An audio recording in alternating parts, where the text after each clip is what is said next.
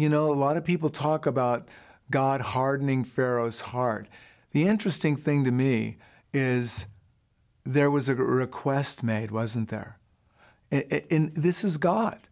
God could just have gone in and blasted his way in and forced all the children of Israel right out of Egypt. And you know, if God's sovereign, God's in control, God can do anything he wants, right? Well, why didn't he do that? Why didn't he just like blow a hole and like, okay, we're leaving, and set up the pillars of fire and the clouds, and they're gone. What happened to them? Transport them right out into the middle of the desert. Why didn't he do that? He's all powerful. Could have.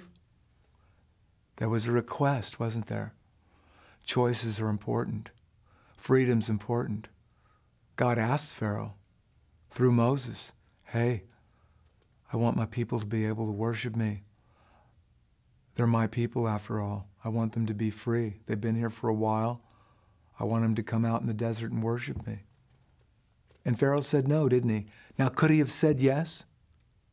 Think about that. He could have. And could have God have just transported them, translated them, poof, they're gone. That could have happened too. And yet, God gets the blame for, quote unquote, hardening Pharaoh's heart, when it says many times that Pharaoh hardened his own heart.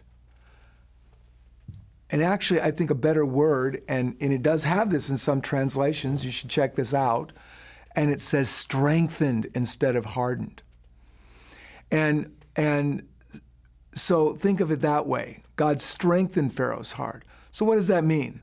Pharaoh hardened his heart, or his heart was intent to keep the children of Israel. And yet, because of all of the plagues and all of the things happening, what happened? Pharaoh maybe became afraid, or maybe, all right, well, I'll give in for this moment. And then he'd always change his mind. And so what happened? God saw Pharaoh's heart, saw what he really wanted to do, and God gave him the courage to do it. He strengthened his heart. It wasn't that because Pharaoh didn't really want to do that. No, he really wanted to do it. God just strengthened his heart so he'd do what was actually in his heart to do. And he did do that. And by carrying out what he wanted to do in his heart,